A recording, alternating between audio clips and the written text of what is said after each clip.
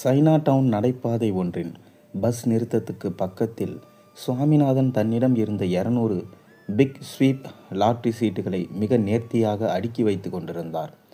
அடுக்குவதற்கு முன் பையில் வைத்திருந்த ஒரு சிறிய குலதெய்வ படத்தை எடுத்து அதற்கு முன்னால் ஒரு ஊதுவத்தியை ஏற்றி வைத்து பயபக்தியுடன் வணங்கினார். அன்றைய வியாபாரம் நல்லபடியாக அமைய வேண்டும் என்று மனமாற வேண்டிக் கொண்டார். வழக்கம்போல் வார நாட்களில் காலை 7:30 மணி அளவில் அவர் மேற்கொள்ளும் பணி இது. ஐயா, இந்தாங்க காப்பியும் ரொட்டியும் என்று நீட்டினார் பக்கத்து சாப்பாட்டு கடைக்காரர். அப்படி வை என்று சொல்லிக்கொண்டே வண்டி சக்கரத்தில் மாட்டியிருந்த பையில் கையை விட்டு துயாவினார். அட, பரவாயில்லை ஐயா, பணம்தானே, பிறகு வந்து வாங்கிக்கிறேன். இல்லை இல்லை, கொஞ்சம் இரு, இந்தா 2 வெள்ளி தானே, வச்சிக்கோ என்று சற்று பிடிவாதமாகவே அவர் கையில் திணித்தார். சரி, வரேன் ஐயா என்று சொல்லிக்கொண்டே போனவர் சற்று தூரத்திலிருந்து திரும்பியபடி, மத்தியான சாப்பாடு என்று கேட்டார். வழக்கம் போலதான் என்றார் சாமிநாதன். சோறு, 2 துணைக்கறி வகை, இதுதான் அவருடைய மத்தியான சாப்பாடு. அதே கடைக்காரர் தான் கொண்டு வந்து கொடுப்பார். அதற்கும் அப்போதே பணத்தை கொடுத்து விடுவார். கடன் வைப்பதில் அவருக்கு விருப்பமில்லை. அது நிம்மதியான வாழ்க்கையை தராது என்பது அவருடைய அசைக்க முடியாத நம்பிக்கை.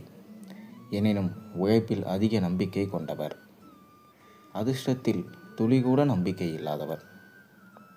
அதற்கு சொந்த வாழ்க்கை ஒரு காரணமாக இருக்கலாம். வேடிக்கை என்னவென்றால், அதிர்ஷ்டத்தை நம்புகிறவர்களும் அதை சோதித்து பார்க்க விரும்புகிறவர்களும் தான் அவருடைய வாடிக்கையாளர்கள். ஓரளவு வசதி படைத்த குடும்பத்தில் பிறந்தவர் தான் சுவாமிநாதன். அதுவும் பல நாள் தவமிருந்து பிறந்த ஒரே பிள்ளை என்பதால் அவருக்கு சாமிநாதன் என்று பெயரிட்டு செல்லமாக வளர்த்தனர் அவர் பெற்றோர் கோவிந்தசாமியும் கமலாம்பாளும். தந்தை வங்கி நிர்வாகி, தாயார் இல்லத்தரசி. சாமிநாதனின் தொடக்க கால வாழ்க்கை மிகவும் மகிழ்ச்சிகரமாக தான் இருந்தது. கையில் பிடிக்க முடியாத துருதுருவென துடிப்புமிக்க சிறு பிள்ளையாக இருந்து பிறகு 18 வயது கட்டியங்காலையாக உருமாறிய அவரின் வாழ்வில் விதி விளையாடியது.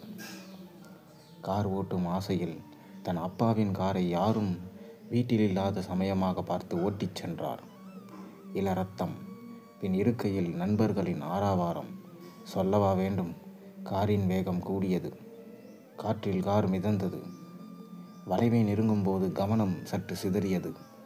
கார் வளைவை இடித்தது. ஒரு குட்டி கரணம் போட்டு பேரிரைச்சலுடன் சாலையின் குறுக்கே பக்கவாட்டில் அதிர்ந்து நின்றது. அவ்வளவுதான்.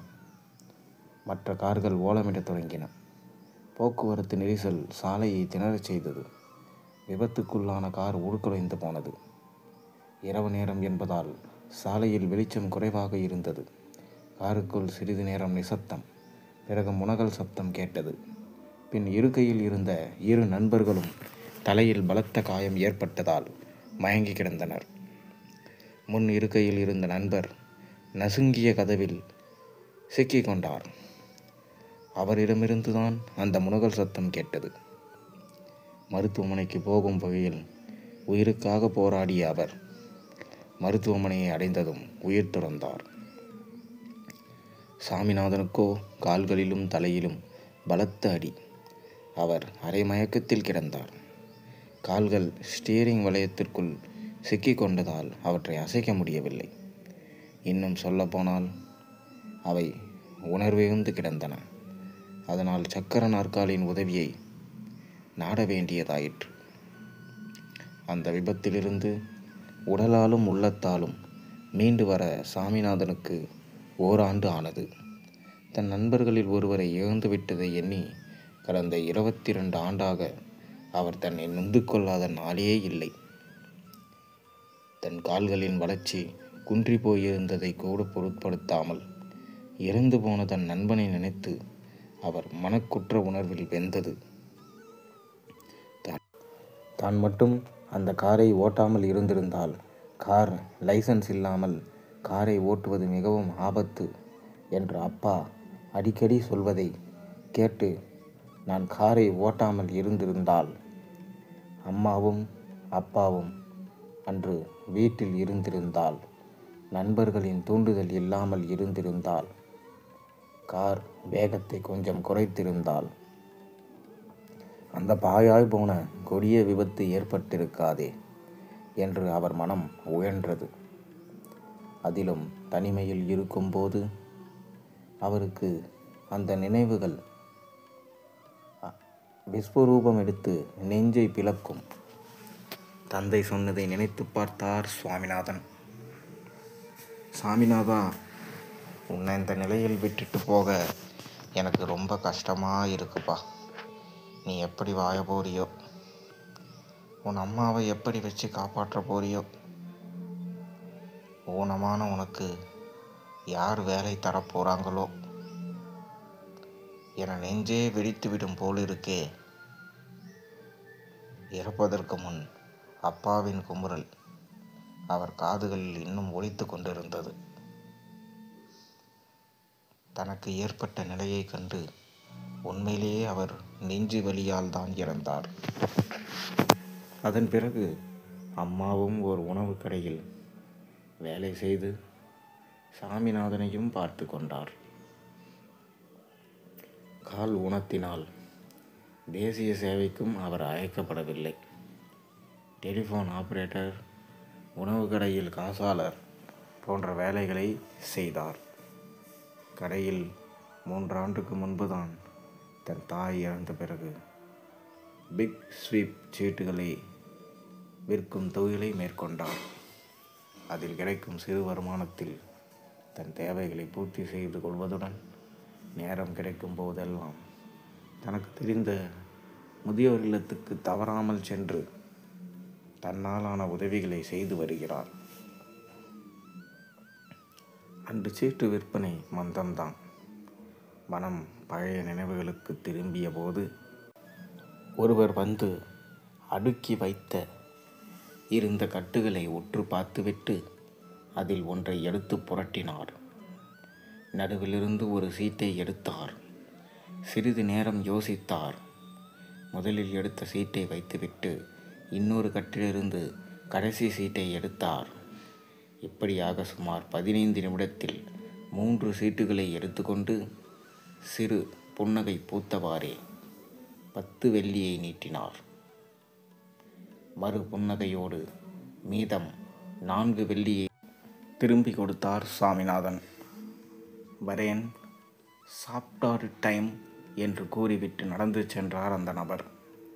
அவர் செல்வதை பார்த்து கொண்டிருந்தார் சுவாமிநாதன். ஓரளவுக்கு பழக்கமானவர்தான். ஆனால் பெயர் நினைவில் இல்லை. பக்கத்து வங்கியில் வேலை செய்கிறார். அதிகம் பேச மாட்டார். அப்படியே பேசினாலும் பட்டென்று போட்டு உடைப்பார். ஆளை பார்த்து பேசுவார். ஊனம், பிச்சை எடுப்பது, அடுக்குமாடி வீடுகளில் செய்யப்படும் துப்புரவு பணிகள் எல்லாம் அவருக்கு அருவருப்பை தரக்கூடியன. ஏதோ ஒரு முறை சாமிநாதனிடமிருந்து வாங்கிய சீட்டுக்கு சிறு பரிசு தொகை கிடைத்தது. ராசியான கடை என்பதால் அவர் கடைக்கு கடந்த 1 வருஷமாக வந்து போகிறார். ஒவ்வொரு மாதமும் தவறாமல் வந்து விடுவார். முன்பெல்லாம் 10-20 சீட்டுகளை வாங்கி கொண்டிருந்தவர் கடந்த 6 மாதங்களாக 3-4 என்று மட்டுமே வாங்கி கொண்டு இருக்கிறார். நிறைய சீட்டுகளை வாங்கினால்தான் அதிர்ஷ்டம் கிட்டும் என்றில்லை. ஓராண்டில் கூட கிட்டலாம் இல்லையா? திடீர் ஞானோதயம் வந்தது அவருக்கு. எல்லாம் அவர் மனைவியின் மந்திர சொல். உண்மையை சொல்ல போனால் என்னை விட என் மனைவிக்கு தான் அதிர்ஷ்டம் அதிகம். அவள் சொல்லிதான் நான் வாங்குகிறேன். அதுவும் அப்படிதான் என்று ஒரு தரம் அவர் கூறியது சாமிநாதன் நினைவுக்கு வந்தது. பேச்சுவாக்கில் அவர் மனைவிக்கு அவர் தாயாரை பிடிக்காது என்பதையும் அறிந்து கொண்டார் சாமிநாதன். அதனால் தாயாரை முதியோர் இல்லத்தில் விட்டுவிட்டாராம்.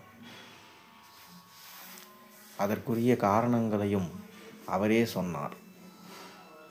அவங்களுக்கும் பொழுது போன மாதிரி இருக்கும்ல, வீட்டில் வச்சுக்கிட்டா அப்புறம் அவங்கள பார்த்துக்கிறதுக்கு ஒரு பணிப்பெண்ணை வச்சுக்கணும். இதெல்லாம் தேவையா? அதனால தான் என் மனைவி யோசனைப்படி அம்மாவை முதியோர் இல்லத்துக்கு அனுப்பிவிட்டேன். அவர் கூறிய காரணத்தை சாமிநாதனால் ஏற்றுக்கொள்ள முடியவில்லை. உடல் ஊனமாக இருந்தும் கூட கடைசி காலம் வரை தன் தாயார் வீட்டில் வைத்து காப்பாற்றி வந்த அவருக்கு உள்ளத்து ஊனத்தினால் அந்த நபர் சொல்வதை கேட்க அருவருப்பாக இருந்தது. மகனின் மூடத்தனமும் மனைவியின் சுயநலமும் நன்கு புலப்பட்டது. வழக்கத்துக்கு மாறாக அன்று கடையில் கூட்டம் அதிகமாக இருந்தது. நாளை பிக் ஸ்வீப் லாட்டரி முடிவுகள் வெளிவர இருப்பதால் தான் இந்த கூட்டமோ. ஒருவர் பின் ஒருவராக கிட்டத்தட்ட 20 பேர் அந்த காலை நிலத்தில் வந்து வாங்கி சென்றார்கள்.